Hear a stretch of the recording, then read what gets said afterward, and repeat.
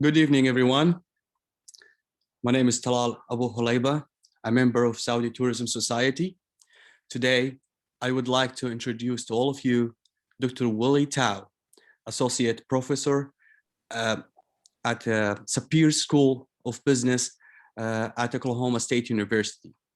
Today, we would like to give Dr. Willie Tao a 50 minutes to introduce and to give us a lecture about the big data research. And by the end of Dr. Willie lecture, we will open 10 minutes for a question to Dr. Willie Tao. Please, Dr. Willie Tao, you can share your screen and start your presentation. Just give me 1 second.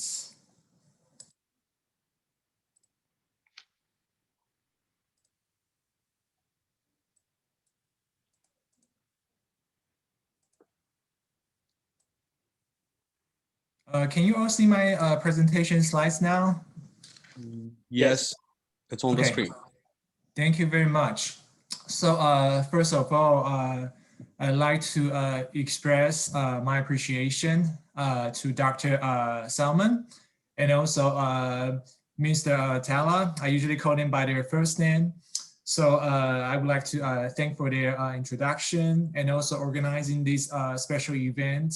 So I have the opportunity to spend some time with my friends in King Saud University, as well as the members of the Saudi Tourism Society. So today I have the privilege to be here and share some of my research experience and also expertise in big data research.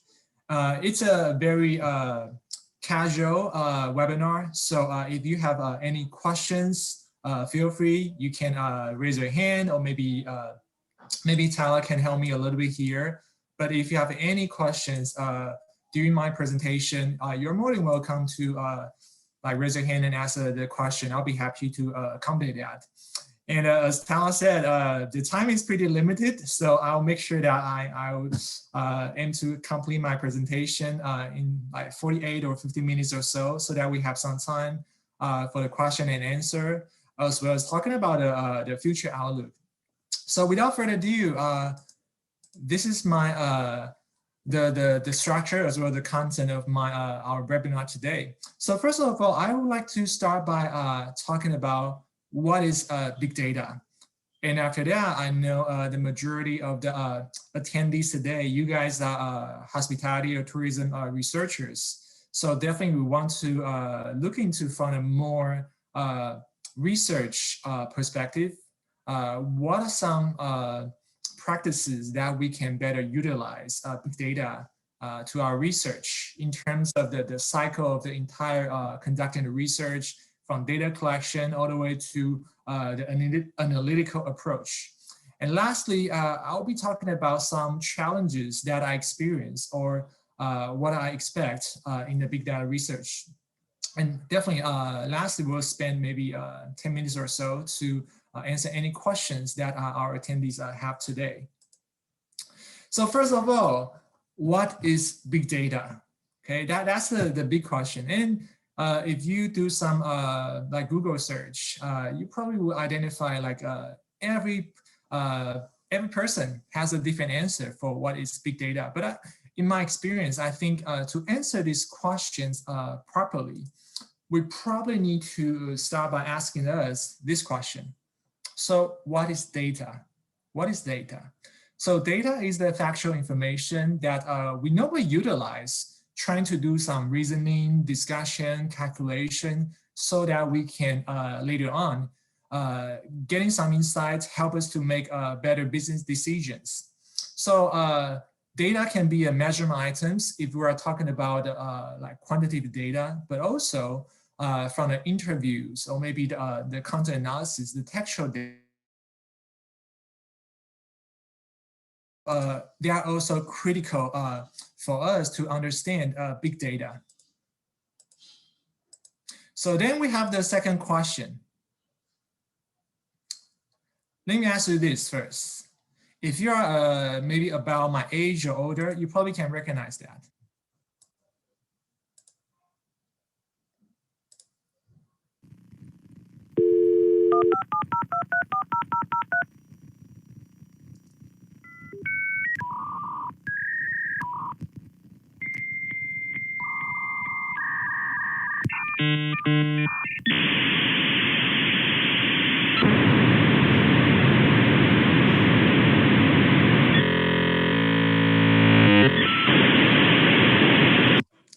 Well, in 2021 today, it sounds like what's going on over there, right?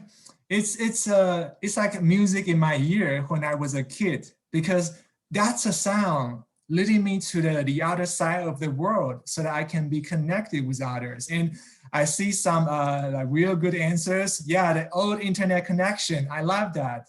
That's what we're talking about. So if we go back to, let's say, maybe couple of years ago, maybe 20, 30 years ago, okay? When we're talking about data, I mean, we're talking about maybe kilobytes, okay? And after that, we advance to megabytes. And nowadays, if you go to some trade shows or maybe just a convention, like people will just give you like gigabytes for the, for example, the USB memory stick, like for free.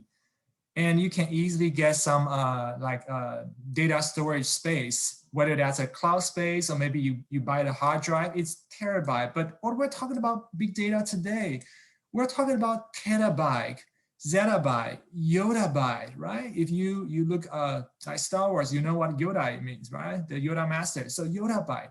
So the size of data, it just like grow tremendously in recent years. So that's the big data we're talking about. We're not talking about just like maybe just hundreds or thousands, okay? Maybe sometimes due to the essence of your research, that can be the size of the data, but we're talking more than that.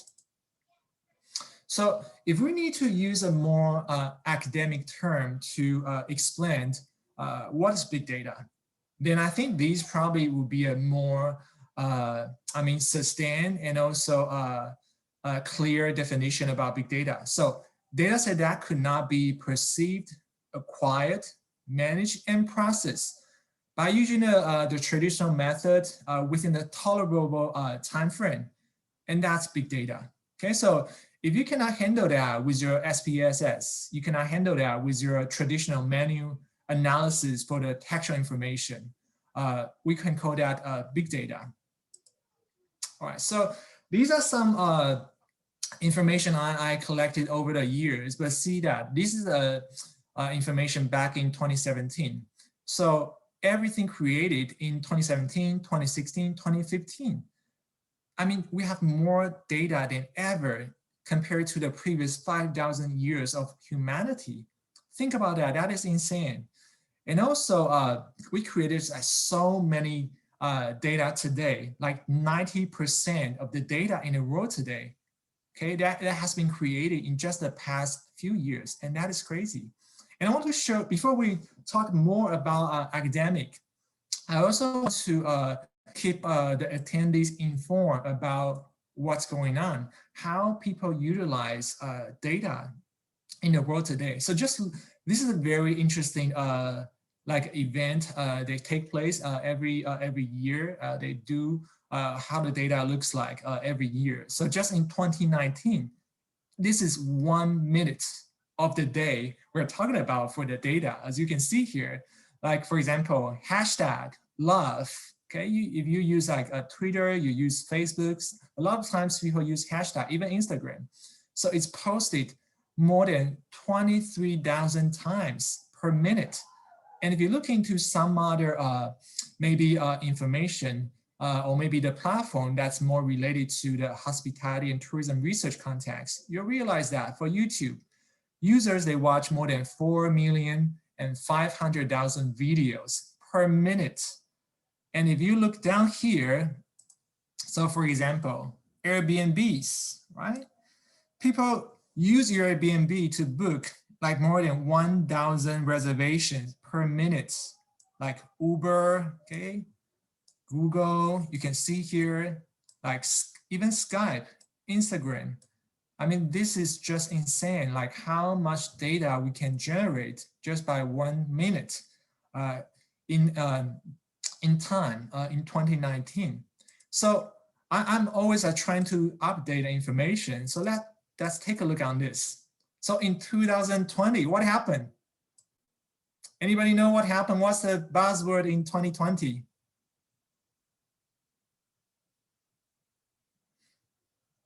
Okay, I see one, probably the pandemic, right? The pandemic, the COVID-19 pandemic. That's really, thank you guys, love you guys are typing right now. So what really happened last year that drastically changed the global economy and also the humanity, that's the global pandemic. So one thing you didn't see in 2019 is here. Let me just point it out. So if I draw here, you'll realize Zoom, right? We have more virtual meetings than ever. And for what's something related to our industry is that DoorDash, people start to use more and more third-party food delivery services. And also look at how much people spend. Like consumers, they spend more than $1 million per minute of the day. And also like look into some other platforms like Amazon and different areas, like people just like utilize like more than ever. So this is what why it is interesting and also important that we look into big data, because it's like changing by minutes, or I can say it even changes by seconds in 2021. So once we get a pretty good understanding of why it is important and what's the value we're looking like, so now we can zoom in back to a little bit more academic part. So every time when we talk about big data, I think regardless of what kind of lenses or what kind of perspective you're looking at data, usually we can categorize like 3 important characteristics of big data. It's about velocity, volume, and also variety. So if we kind of touch upon the base of the data volume, right? We talk about like terabyte, we're talking about a yottabyte, but look into the data velocity. So a lot of time it's like real-time data. So if you like to know, like, for example, before the US presidential election, if you look into the tweeters, maybe starting from a couple of days ago, the actual election, you kind of can predict who's going to be the winner of the election.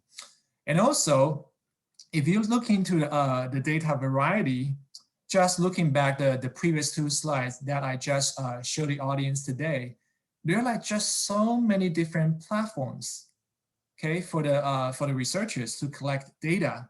That can be a photo if we're talking about Instagram. That can be a web data if we're talking about the bloggers or maybe the review websites like TripAdvisor, Yelp.com.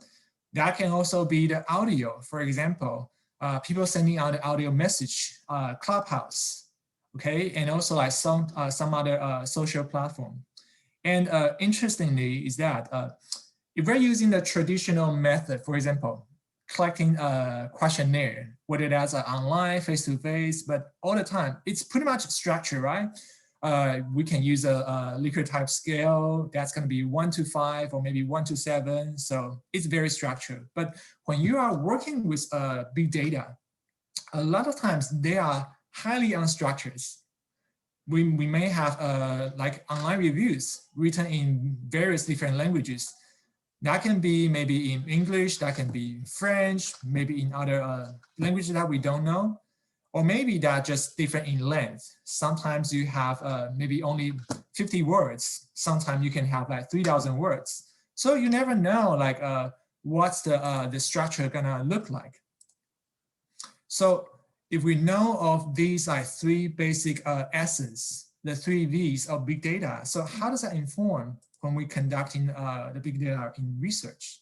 So that leads to the second part of the discussion today.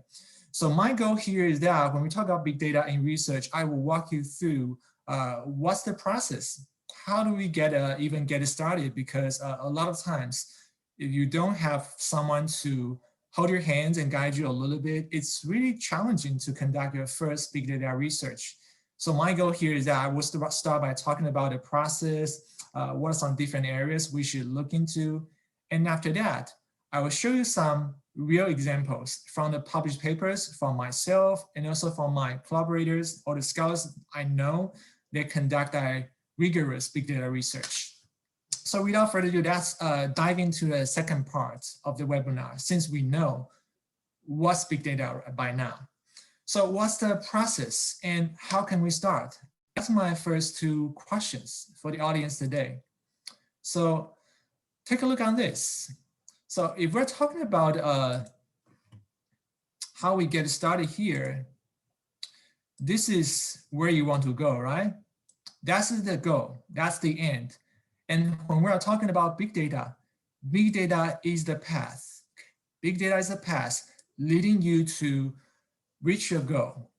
So what I'm trying to say here is that a lot of times people are trying to do research for the sake of utilizing big data. Then they call that a big data research. But I think in reality, that's not the best practices. What we want to do is that your idea, your concept is most important. And if we can find a particular approach to answer your research question, and most of the times, the simpler, the better. And if somehow big data will be identified as the best way to answer your research, then definitely we want to go with big data. So the first concept and also the first advice I have for the researchers here today is that don't see big data as your end goal. See your research question as your end goal. Big data is the means, okay? That's the approach leading you to your end goal. I think that's the first advice. So as you can see here, the second graph I have here, this is your goal and big data is the red line, that's the means, but definitely in between, there are some learning curve, okay? There are some learning curve. It takes some time and also practice for us to understand how we can better utilize big data. But I can assure you that if you stick with that and also you come to know the basic understanding of big data and practice, by the end of the day, you will get to your end. Okay, so that's the first concept I like to clarify and also bring that to the attendees today. So once now we have this idea and also we know the essence of big data. So it's not like when we conduct any like conventional, like qualitative or quantitative research. No.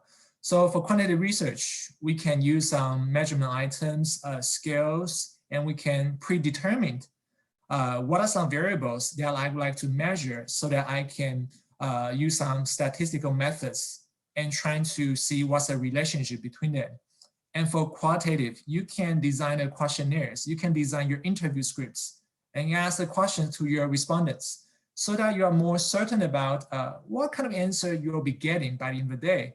But for big data, it's very different. So usually we start here, okay? We start here.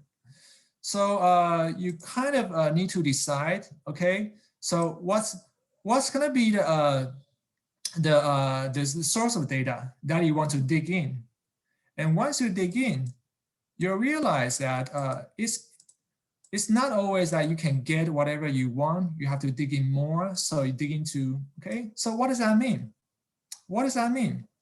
And after that, you dig in more and more, you extract the data, you purify the data, and maybe you're trying to use some, let's say machine learning, or maybe artificial intelligence.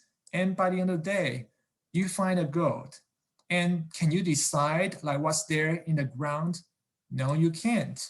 The only thing you can do here is that you have to work with the data and let the data to speak for itself.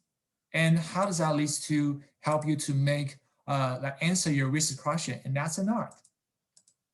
So if we have this in mind, this the graph here talks about what are some the typical process of conducting a big data research.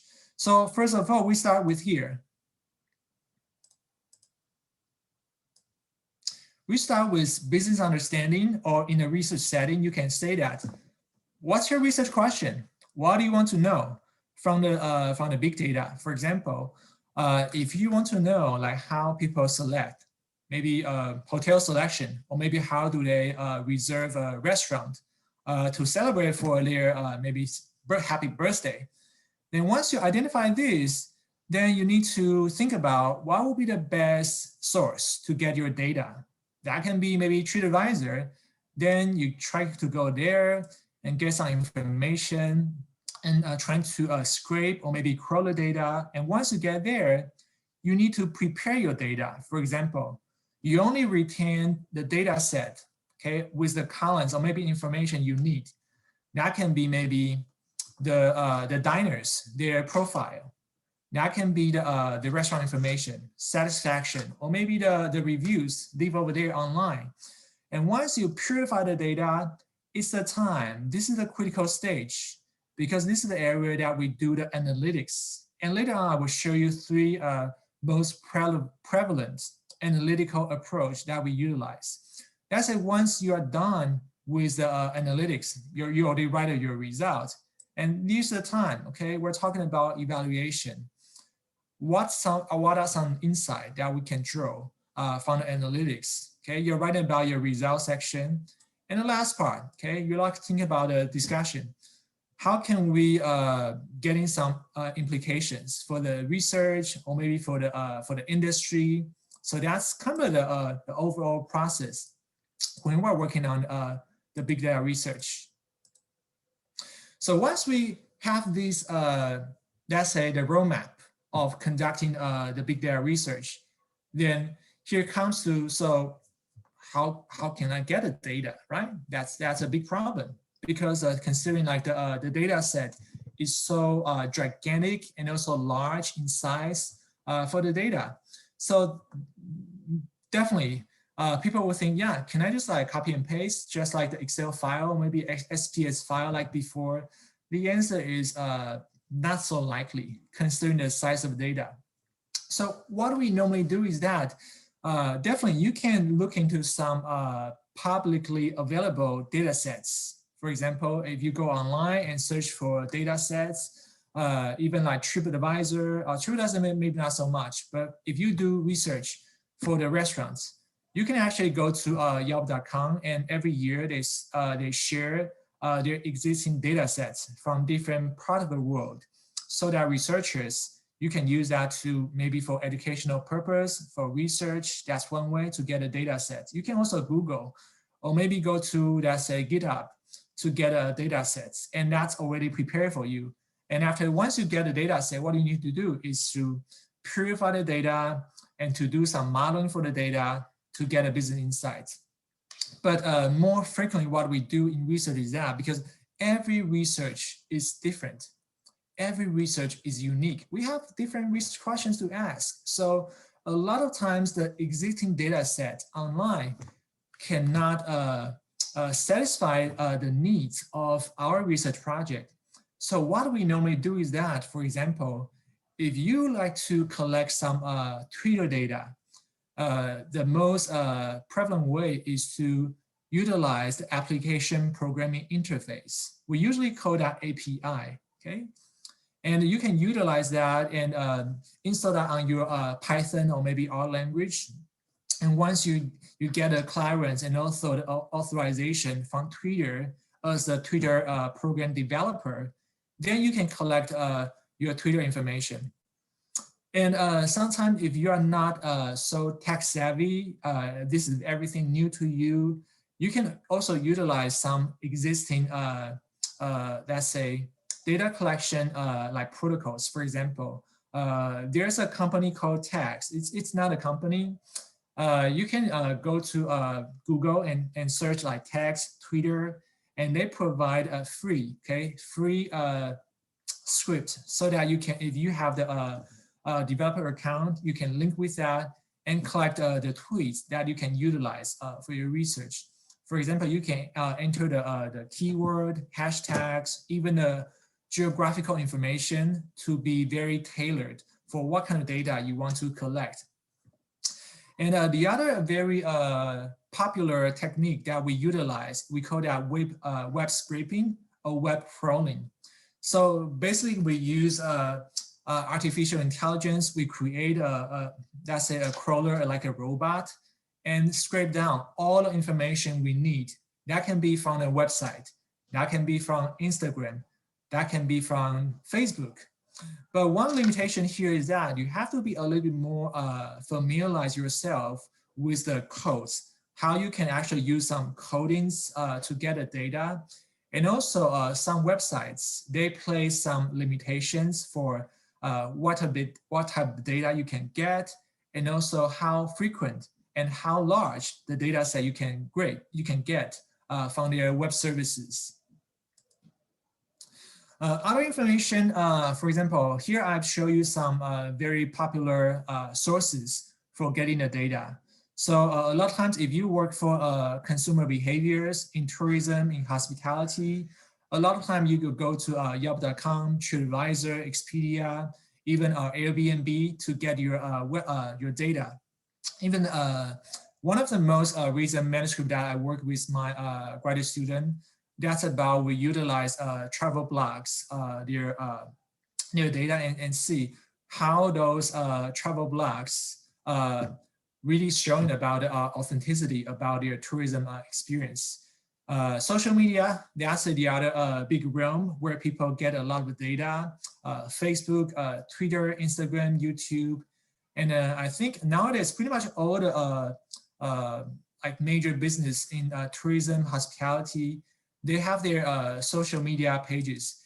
And I think what is important and also valuable here is that on the website, most of the time you only see maybe just one side of information, but from social media, you kind of can get a better understanding of what's the interaction between the company and the users, okay, the tourists, the diners.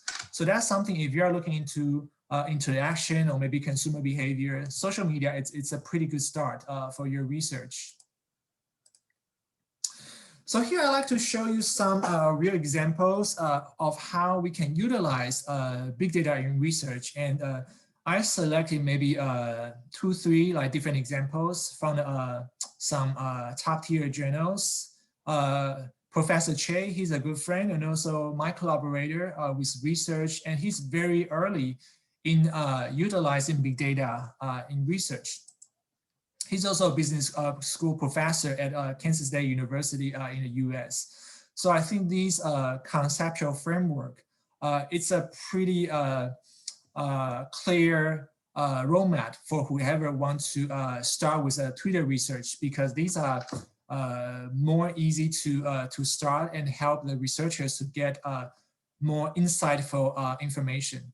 So definitely you can start with the descriptive analytics, very similar to the conventional statistical method that we utilize. For example, you can talk about the frequency, you can talk about the hashtags, you can talk about the demographics of the whoever tweeted. But I think the most, after you have some basic understanding of the data, then this is the area that we are really trying to get some information. And there are different approaches that you can utilize. And by all means, there is no right or wrong or like a better or maybe worse. It depends on what your research questions are. How can the analytical approach help you to get information? So you can analyze the tweet content itself. What are some salient topics? Hashtags, because there's a limitation for how long the content can be on Twitter. So usually they are very condensed, and analyzing the hashtags give you the researchers very good understanding of what's the important information that whoever generated that content would like to express. And the third one, this one is a more advanced technique, which I'm going to show you in just a few minutes. That's about the sentiment analysis. You want to kind of get a better idea of what's the emotion behind all those texts, right? So human beings, we are very complex. A lot of time it's not just like doing your quantitative research or qualitative research. It's just like 1 or 0, it's 1 or 2. in social science or managerial science, it doesn't work like that. So the real sentiment, the real emotion behind the text really can tell a lot of stories about how those textual data affecting their people's behaviors, or maybe their express, or maybe their future behavioral intention. That's a maybe intention to revisit the organization, the business. And the other one can be the more advanced technique. That can be the network analytics. You're trying to see through what's the relationship between the people who disseminate, send out information, and the people who received information. And that will give us a lot of insight about the network and also analysis between the relation if you visualize that. So let me show you some examples so that it's more clear and also more salient to the audience today. So for example, you can get some quantitative information. So on the first graph here, let me just open my my pen here. So here, the first figure here, you'll see there like from -4 all the way to 4, and 0 means there's it's a pretty neutral sentiment. It's not positive, no, it's not negative. But if you see it's all the way to 4, and that's extremely positive, and -4 is just vice versa. It's extremely negative.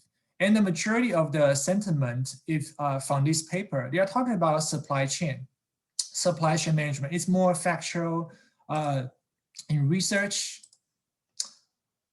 Okay, I got a comment here. Yes, no problem. I can definitely speak slower. Thank you for the comment. Okay, let me just slow down a little bit here. So if it's 0, that means it's pretty neutral. And the majority, it's just like a normal distribution. The majority of the tweet they see here, it's somewhere maybe slightly positive or slightly negative. And if we go to the next slide,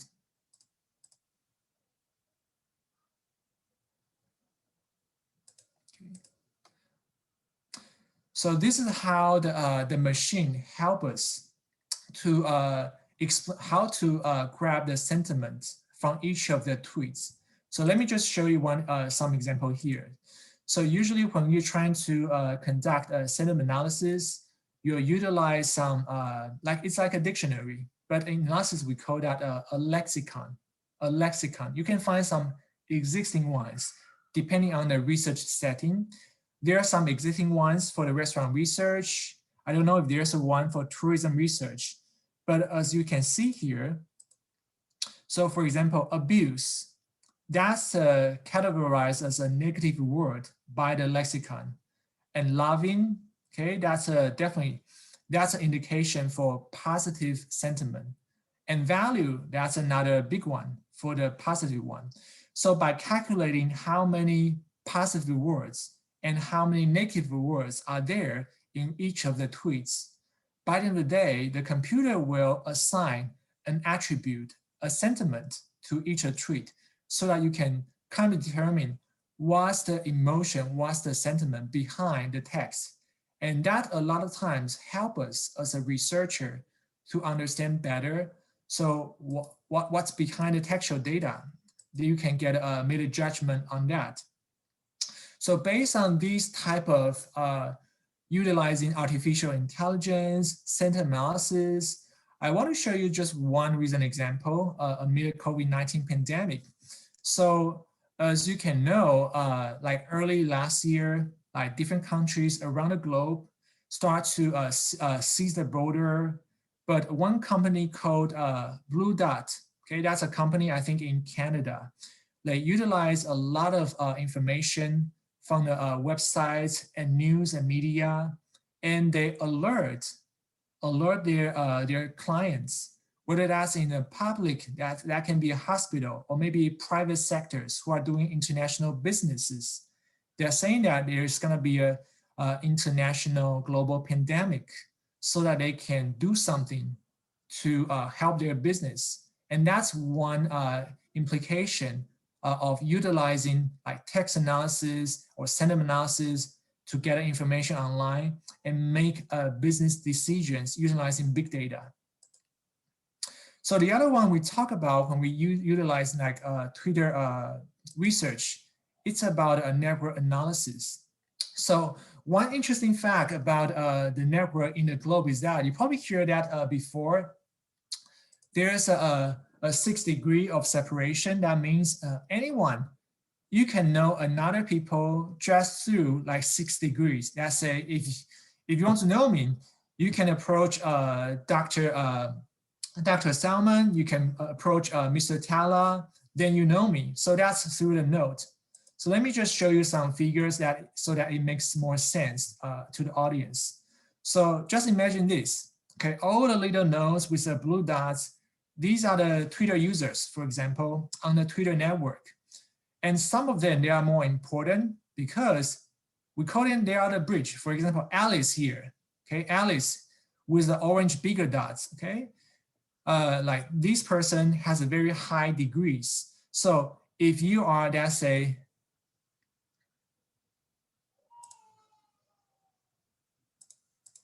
if you are Edgar here, you want to reach out to Stefan, you have to go through either Alice or here, okay, different paths, then you reach to Stefan, okay? And a lot of people, they need to go through Alice so that they can reach to the other side.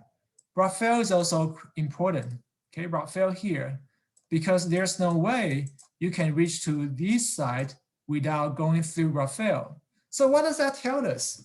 Why so important? Okay, so in research, you kind of identify who is the key influencer, who is the key, who is the center of the network.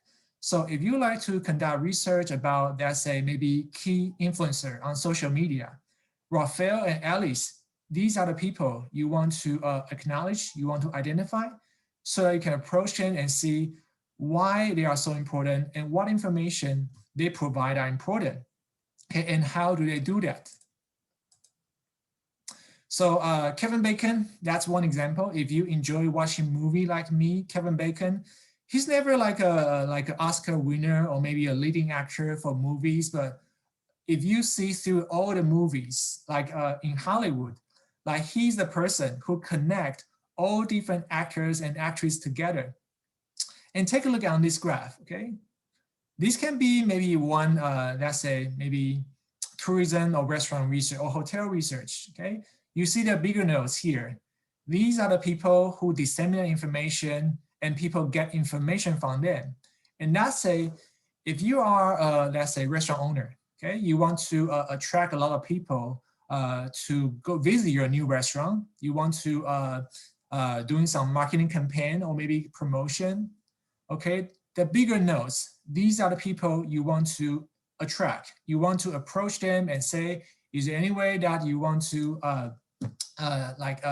is there any way that can help you to attract customers? So that's why network analysis, a lot of time, in addition to the analysis, to the text, to the emotion, that's another great way to identify like who is the center of the network.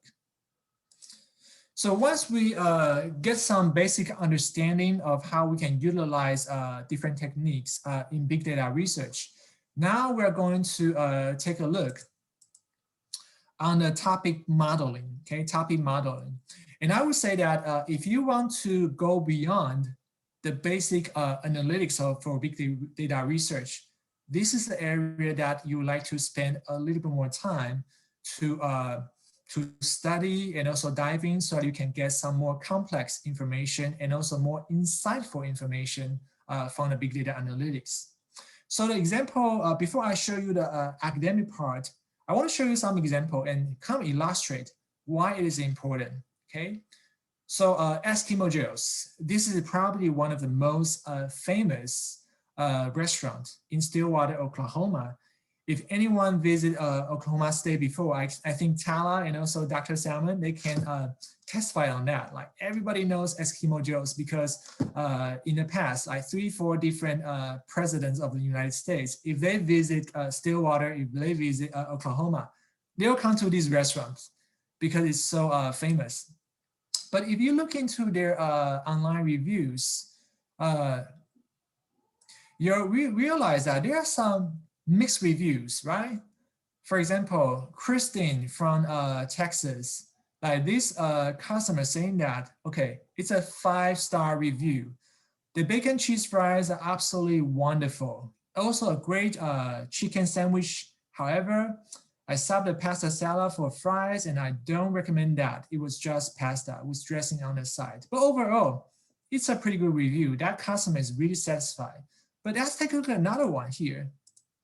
So Jared from Colorado, Denver, okay, only 1-star rating, okay, absolutely terrible service. I come to town multiple times a month on business and will never come back here. So overall, you see, for just one restaurant, you get very mixed reviews. So as a business owner or maybe a researcher, is that good or bad? How do I know? What are some important information that we can draw from the consumers, their online reviews? How can they improve? What are some important insight that we can get from big data, okay? If you constantly see all these mixed reviews, it's really hard to decide. And take a look at this. This is just one single restaurant with one single location. They got almost like 200 reviews back in like 2017. And think about if you are the owner for like an international business, like McDonald's, you have like millions of locations across the globe and you got thousands of reviews every day. So how do you handle that, okay? So this is time that we want to take advantage of artificial intelligence, machine learning. So basically topic modeling, we're trying to analyze like a very big volume of documents, okay? When I say documents, I'm referring to the textual data, the text. And we're trying to identify what the latent topics are within these documents. And the one fundamental techniques that people applied in research, we call that latent dirichlet allocation. Most people refer to that as a LDA. So the assumption here is that we treat each document as a bag of words, okay? So the review is just a combination of every different words. So if I try to utilize a figure to explain what is, okay, if you have a, let's say, a manuscript, that can be maybe online reviews. What we're trying to achieve here is that you see the 4 major categories, or we can say that topics, these are the topics. And what are some more salient, okay, words, or maybe they appear more often. And the machine helps us to categorize them together using the machine learning. We train them, we identify them, we use a lexicon to do that. But basically this is based on the proportion of how frequent they appear in the paragraphs. So once we have this basic understanding, next time if we're trying to review or we're trying to analyze some reviews from the like TripAdvisor or Yelp.com, this is what we can do. We can run an LDA, we can run some other similar techniques, but what we can identify is that the machine will help us to categorize, okay, based on how many topics are there, okay? If we set up a topic of 10, then machine will give us like 10 topics, and we can also identify these are the more frequently appear words, okay, for that particular topic. For example, for topic number 1, we have price, prices, cheap, or decent price, portions, or worth. So if you see that as a researcher, based on the literature review and your understanding of the topic domain, you can reasonably identify a label. So we identify a label called price for topic number 1. So you can do that for the rest of the remaining other like 9 topics. And this is information you can also get from the machine, for example, the percentage of each of the topic. So just by taking a look on this from this particular pie chart, I realize topic number 10 accounts for almost 29.6% of the presentation in all the thousands of reviews that I analyzed. So if I go back to the previous slide, then topic number 10, it's about delivery, okay? People are talking about a whole lot almost 30% of consumers, they are talking about delivery. And the research setting for this particular project was a Chinese restaurant in the US. So if you're familiar with the Chinese restaurant business in the US, a lot of times people don't really do the in-house dining or the indoor dining services. They just order to go or maybe just delivery services. So definitely, if I'm the business owner, I can look back into what are some of the most representable reviews for the topic number 10. But I realize delivery is really important because it accounts for almost 30% of the reviews. And this is just a basic illustration and also application how we utilize artificial intelligence in analysis. So what you can do as a researcher, what you need to do further, like a step further, is that go back to the original reviews and see what does that tell you? What are people really talking about? So that kind of help you to brainstorm what will be the label that I can properly put for each of the topic, and what are some story that I want to write in my manuscript to convey the idea. So this is the one way you can do that. And for more advanced techniques, which I'm going to show you in a few slides, you can utilize more advanced techniques so that the machine itself will help you to identify the most representable reviews, or maybe whatever text you input from like thousands or millions of the data set that you put over there. So which is amazing for a great way to save a lot of time for research. So this is the last example. We only have maybe about 4 or 5 minutes. I want to show you utilizing a topic modeling technique that is called STM. Okay, STM. We call that structural topic modeling because utilizing this method, you can see through the structure of the data. And this is the manuscript that I published with my collaborators in International Journal of Hospitality Management. And you can find the full article if you're interested.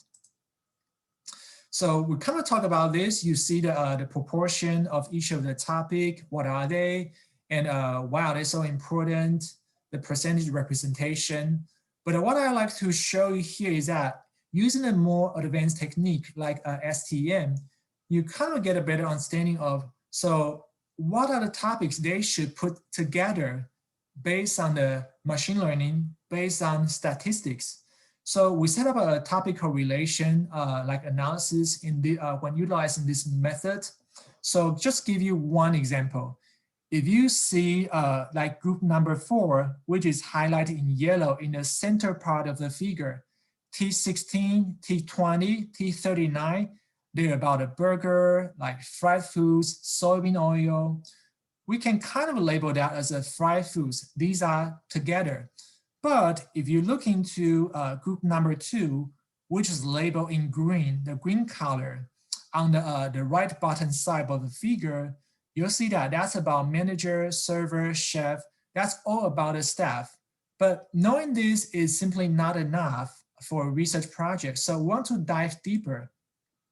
So once we identify these are the topics that should belong and should be categorized in the same group, we actually develop a couple different multiple regression model. We use that to predict the restaurant ratings. So once we do that, we can easily identify, so what are some of the most important topics or labels that will affect like consumers, their ratings for the restaurants. As you can see here, among all the 40 topics here, pretty much probably around like 25, they are significant, AKA they significantly predicted why it is important to the ratings. And utilizing the standardized data, you can also realize which factor is more important compared to others because it accounts for more variance in the regression model. And in social science, I can tell you that the R-squared, how much variance was explained by this model is almost 56%, which is amazing in the social science. And from the last technique that we utilize here is that the low represent the lower ratings for customer satisfaction and the high represent the higher ratings for customer satisfaction. So if you look into, for example, server, right? Server. Under the server topic, what are some important aspects or the keywords that customers mention in the online reviews that will affect their ratings? So definitely, if I'm someone who want to like let's say improve the service or maybe the interaction between the server as well as the consumers, I'll be looking into so check, okay? Make sure that the check is correct. Make sure that the kitchen, they give the food, and also how they manage, probably the manager, they can do a better job, okay? How they manage the server so that they won't be negatively affect the lower side of the customer satisfaction. So given the time, I know it's a pretty quick introduction, but before I end it, I want to end our webinar today with some challenges I see in the past few years I utilize in big data in research. So the first one is that one question you might get from, or maybe challenge from a top tier journal review is that the rigor of the research. Because a lot of times if you cannot utilize more advanced techniques to extract the insights from the data, a lot of reviewers will say it's too descriptive. That doesn't tell us a lot of story, and they will ask, so what? You utilize a very complex technique to answer a very simple research question. So that gives you like our two ideas here is that, is big data the best method to answer that?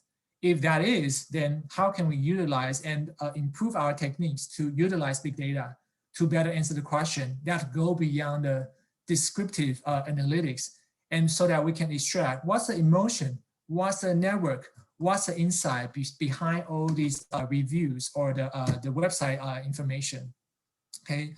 The other challenge from the researchers here is the technical aspects, the coding techniques. It takes time, a lot of practice to utilize and learn the coding.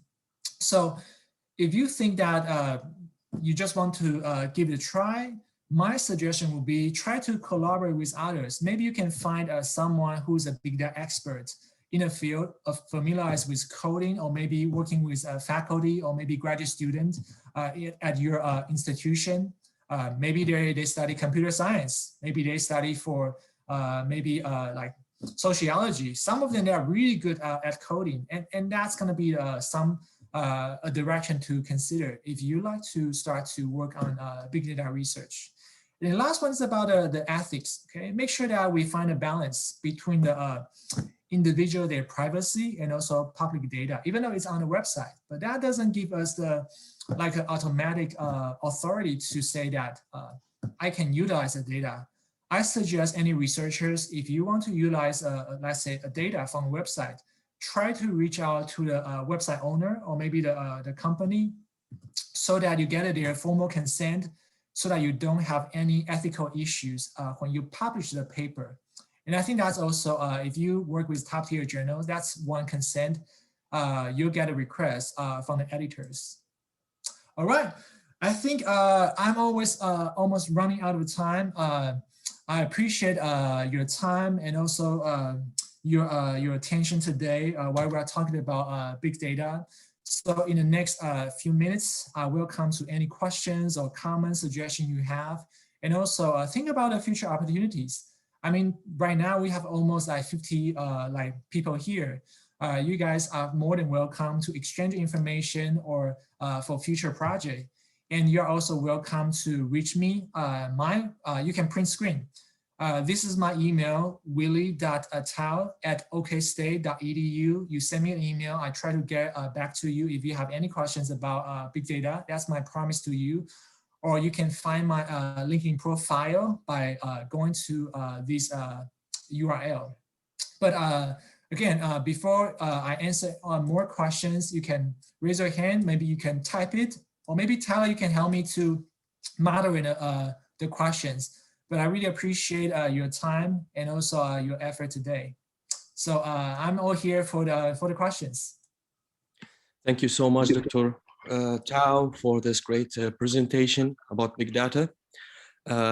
Please, everyone, if you have any questions, you can raise your hand or type your question on the chat. Thank you.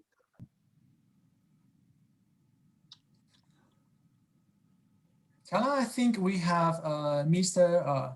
Who, Safa? I think Dr. Hudhaifa has a question. Dr. Okay. Hudhaifa. Hi, Dr. Tao. Thank you very much for such an informative session today. I have a question. The big data seems to be very important for to understand the consumer behavior and predict their future trends. Sure. But they all are secondary data generated by external sources. In markets, there are specific details that this big data may not be able to predict, to understand, or to predict, to pick in the market. Should we follow a sequential, for example, sequential mixed methods by using qualitative, for example, data to understand the overcome the challenges which you mentioned at the end of your session? That's my first question. I have another question related to one of the slides, but I'll talk about it after you answer this one, if you don't mind. Thank you. Yeah, of course. I think thank you for your attention. I think this is a great question. As I addressed earlier, what we're trying to do here is that we're trying to get a business insight, right?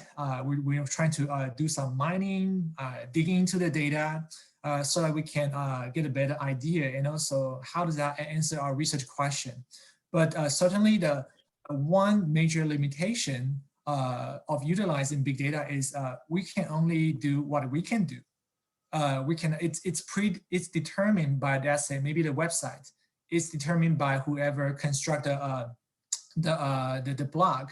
So we cannot always ask the questions that we want to ask. So we just have to let the data to speak for itself. So one thing that I found may be helpful to improve these issues is that try to select the best data source that can help you to answer the research question. Let's say if you're using some publicly available data, there are like different, hundreds, thousands of like sources that you can utilize if that's related to like tourism or hospitality. But what is the one that gonna fit you the best? So you can utilize like different strategies. For example, look into like prior published paper in the same area, or sometimes I look into some trade journals and to identify what are some more prevalent and also legitimate data sources for my project.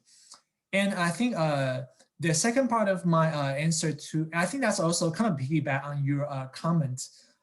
Maybe utilizing a sequential design of the research, I think that's very logical and also useful to address the issue. And personally, I utilize that in my prior research. So when you're conducting big data, it's not always that we're using machine learning, but a lot of times it also involves the expertise from the research team, like your content knowledge, your expertise, and also we also verify that, say, maybe once you verify or validate the result we get from the machine, you can randomly maybe sample, let's say just 1%, maybe 0.1%, depending on how big your data set is. Randomly sample maybe 1% of the data, and you manually analyze the data and compare that with the result you get from the machine learning. I think that's also a great way to triangulate the data and see if that matches each other. And for the sequential design, for example, the example I show you, we published in IJChen, we actually start with a qualitative research, right? Trying to see the textual information, how does that look like, what's some textual data. But later on, we move on with the quantitative part by developing a multiple regression model. And you can do vice versa. For example, you start with big data and later on you have another qualitative interview or maybe focus group and just ask people, maybe the consumers you see, the reviewers, if you can approach them, or maybe the business owners for the organization that you are utilizing, interview their employees, the owners, managers to get more information so as to answer the question of why do you think that's the way? How did that work? I think these are great examples. So I hope that, does that answer your question? It does. Thank you very much. Thank you. I have another question related to the network analysis slide, if you don't mind, if you go back to it. Just give me 1 second. Yeah, I think this one. Yeah. Why was Raphael moderate degree while Alice is a high degree? Raphael seems to me more important than Alice. Good question. So let me just, can you see better now? Is it bigger? Okay. Yes, yes. So Alice, as you can see here, Alice is the center of a lot of like different like other users like Mary, Edgar, like Frederica, Jim, Bob. So if you're calculating the centrality, Alice would be higher. But if we're only talking about, let's say, the bridge between two sides of the network, right? The left-hand side, the right-hand side, Raphael is actually the bridge. But as you can see here, only 3 people, Bob, Jim, and Aldo, they are directly connected with Raphael. So that's the difference. Okay, yeah, that makes sense now. Okay. Thank you. No problem. So I think we maybe have time, maybe just for one more question. Yes, hello, Dr. Tao. Yes, yeah, please go ahead. Yes, hi. First, thank you for accepting this invitation from the Saudi Tourism Society. I would like to highlight or just ask a question regarding about the robust of the result of secondary data or big data research. So for me, it seems that the result might be subjective based on how researchers are labeling the content. My question is, can we like highly trust secondary data research? This is the first part. And the second part was related to the subject or the topic. Can we say that the subject is driven by the accessibility of the data? Because I'm sure that there is available data, but maybe few people would have access to that information. Thank you so much. Thank you, Dr. Gali. It's been a while, but great questions. So to answer your first question, can we fully trust the result from the secondary data? I think in science and research, I would say it depends. It depends on what is the technique that you utilize and how valid it is. And also, was that being proved or tested multiple times by other researchers in our field? If it is yes, then I would say yes, it's most likely the result we get can be more robust compared to other less validated methods. But as I addressed earlier to the previous attendees' question, I think we always have to be, as a researcher, this is my mentality. I'm always trying to be skeptical so that I try to utilize different methods to validate the results from the research. That's why maybe doing a sequential mixed method design of the project, that can be a good way. Or maybe you're trying to, let's say, you can utilize other ways to validate the data so that you can have more confidence when writing about your results. And the other issue you raised was about the subjectivity in research. In my humble opinion, I think every research can be subjective, right? You are doing quantitative research, you are utilizing content methods to analyze the data. That at that time, researcher is also part of the instrument. So that can also be subjective. So what we can do is that I think big data, even though in the process of determining the, let's say, the label of the topic, that can be subjective, but later on, once you utilize some other information, for example, building up a regression model or maybe sentiment analysis, things like that, those quantitative part of the big data can also help you to justify a little bit about the objectivity of the big data analytics. Does that answer your question, Dr. Kelly? Of course, thank you so much. Okay. Thank you, great questions. Thank you so much, Dr. Tao. And there is 2 questions on the chat. If you Sure. can please just go through it quickly. One from Bayan. Okay. Yeah. Not a problem. So I see we have one question from Bayan. Am I pronouncing correct? Thank you. Bayan, yes. So how we can integrate a big data to help flourish tourism? I think there are like multiple different ways, but I think we have to understand what's our role in the tourism industry. We are not really, I mean, direct service. We don't really provide direct service to the tourist. But what we can do is that we can utilize the results or maybe the insights we gather from research and collaborate with industry professionals, government agencies, so they can utilize the information to further boost the tourism industry.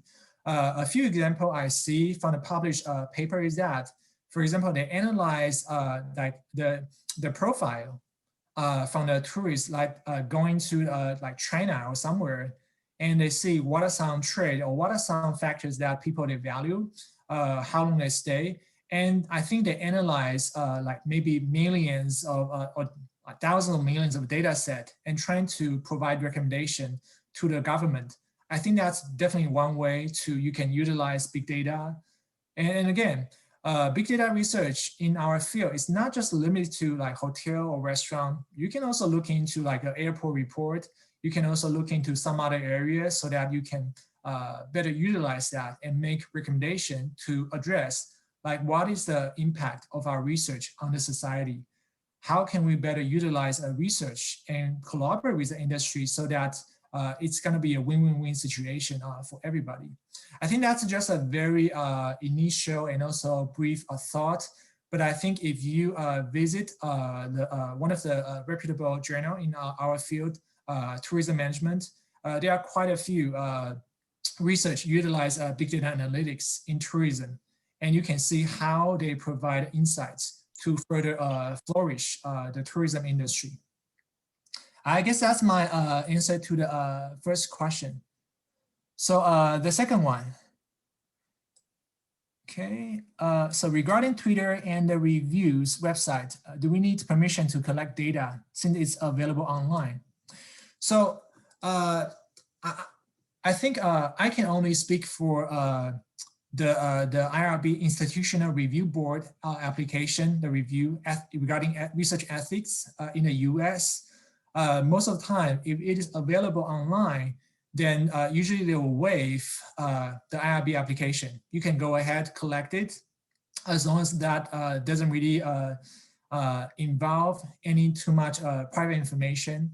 But as a researcher, I think even though we can collect that and also utilize that, that doesn't mean that we are automatically entitled to share everything in our manuscript. So what I would suggest is that try to still maintain anonymity in your research. For example, if I show some specific reviews or maybe the profile for a researcher in the big data research, I usually just use the nickname, or maybe I intentionally just don't provide the real information, especially for the user ID or maybe the time it was posted and things like that, so that at least you provide some basic protection for the reviewers or maybe whoever generated the data. I think that's still something that we need to do, just maintain the integrity and also the ethics as a researcher in the academia. I hope that answered your question. All right, so I would like to end this webinar if Talal allow me. So thank you so much, Dr. Tao. We appreciate your time and the valuable information that you just shared with us. I would remind the people that they are attending this webinar to follow us in Twitter and in Instagram and also in the LinkedIn. So thank you so much. And we need a promise from you, Dr. Tao, to have another webinar in the near future. Not a problem. Yes, we'll do that for the society. And also, thank you so much, everybody, for your time and attention today. And great organization from Dr. Salmon and also Tala and some other like familiar faces. I'm glad to see you here. Everybody stay safe, and I look forward to meeting you in future conferences or webinars. Thank you. Bye-bye. So much. Bye-bye. Thank you, everyone. Goodbye.